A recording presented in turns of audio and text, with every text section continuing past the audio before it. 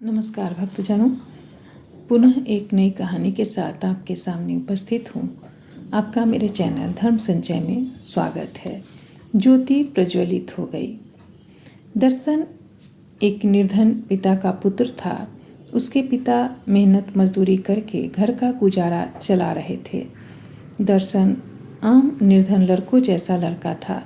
पढ़ाई में वो औसत दर्जे का ही एक अच्छा विद्यार्थी था, परंतु सुख सुविधाओं से वंचित होने की वजह से वह घर की मजबूरियों से पढ़ाई की ओर ध्यान कम दे पाता था। दर्शन ने +2 परीक्षा प्रथम श्रेणी में उत्तीर्ण की थी। तत्पश्चात उसने राज्य स्तर का इंजीनियरिंग का टेस्ट दिया। उसके पिता ने बड़ी मुश्किल से उसके लिए फीस का इंतजाम किया था। पिता के साथ वह मेहनत मजदूरी करने भी जाता।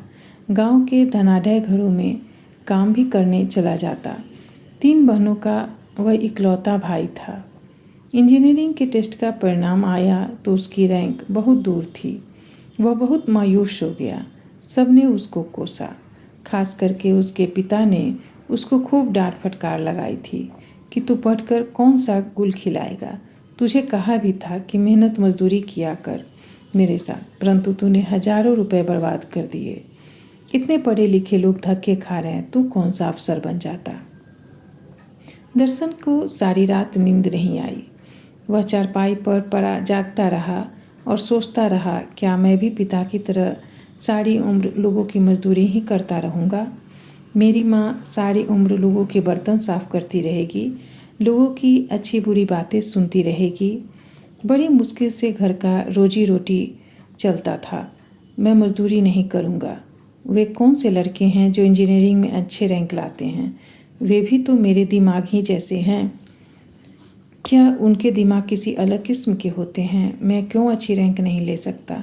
मुझ में क्या कमी है। वह सारी रात यह सोचता रहा। उसकी नींद जैसे पंख लगाकर उड़ गई हो। उसके भीतर अपने अस्तित्व की ज्योति प्रज्वलित हो गई। उसके धैर्य में हजारों लाखों दीपक जलने लगे। एक रोशनी उसके हृदय से निकलकर उसके सारे जिस्म में प्रसारित हो गई। दर्शन सुबह तड़के उठा, प्रभु को याद किया, नहा धोआ कर तैयार हुआ। उसके पिता ने कहा, अरे दर्शन, सुबह सुबह तैयार होकर कहाँ चला है। मेरे साथ चल मजदूरी करने। दर्शन ने निर्मल मन से कह दिया, पिताजी मैं आपके साथ मजदूरी करने नहीं जाऊंगा, मैं किसी काम से जा रहा हूँ। यह कहकर वह घर से निकल पड़ा और गांव के सरपंच के घर गया। सरपंच धनाढ्य परिवार का पढ़ा लिखा नवयुवक था। उसकी पत्नी अच्छे घर की शिक्षित लड़की थी।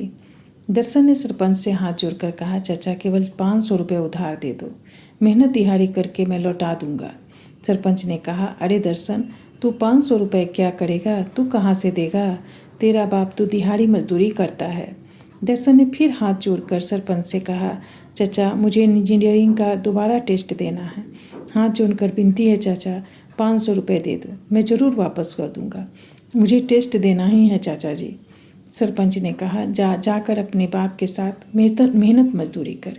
इंजीनियरिंग के टेस्ट में तू पहले भी फेल हो चुका है, अब क्या तू पास हो जाएगा। इधर तेरी बहनें जवान हो रही है, मेहनत मजदूरी करके उनके हाथ पीले करने की सोच।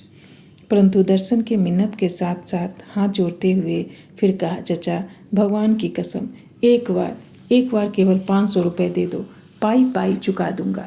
सरपंच के साथ खड़ी पत्नी ने कहा, दे दो। लड़के को 500 रुपये कौन सी आफत आ गई है। होता है फेल तो हो जाए, 500 रुपये से कौन सा फर्क पड़ने वाला है, शायद बेचारा पास ही हो जाए।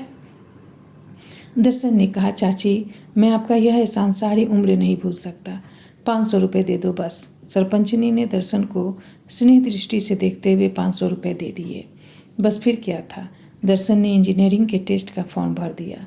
कुछ माह के बाद उसका टेस्ट होना था। उसके पिता उसको कोसता रहता, परंतु दर्शन की माँ के कहने पर वह चुप रहने लगा।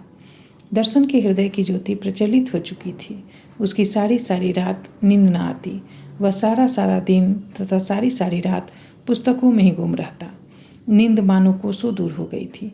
शायद ही वह रात को घंटा आधा घंटा सोता हो। दिन रात एक कमरे में बंद। उसके मन में एक संघर्ष, एक शक्ति का संकल्प संपूर्ण कर्म में बदल चुका था। आखिर टेस्ट का दिन आ गया। उसका टेस्ट अच्छा हो गया था। वह अपने पिता के साथ मजदूरी करने जाने लगा, यह सोचकर कि अगर रैंक अच्छी न आई तो सरपंच के 500 रुपये कहाँ से दूंगा। कुछ सप्ताह के बाद एक सफ़ेद रंग की कार दोपहर के समय दर्शन के घर के आगे रुकी। दर्शन तथा उसके पिता गांव में मजदूरी करके घर रोटी खाने के लिए आए थे। दरवाजे के खटखटाने की आवाज़ सुनकर दर्शन के पिता बाहर आए।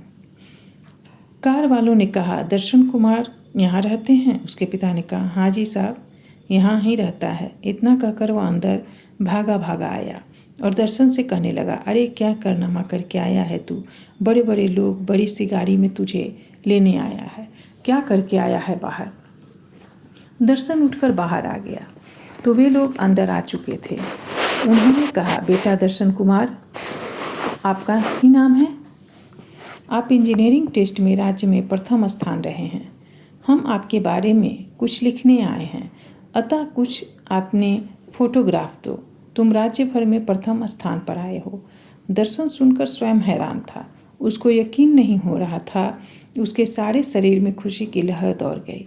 खुशी में उसके रोए खड़े हो गए, जैसे वह हवा में उड़ रहा हो। उसका पिता जैसे दिन में तारे देख रहा हो।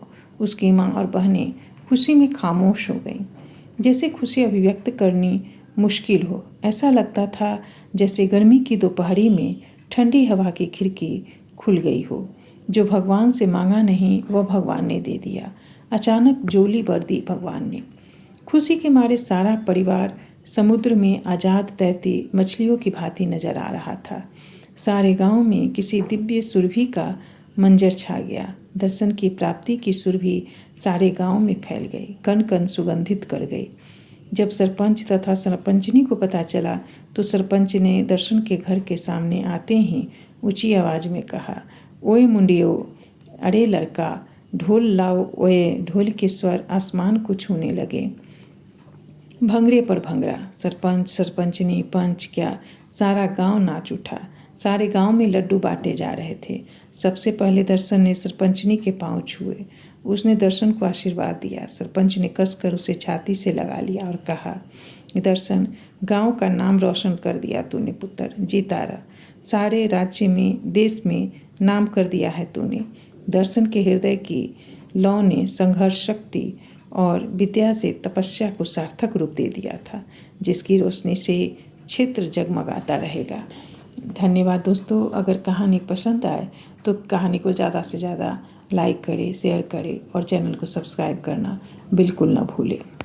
धन्यवाद।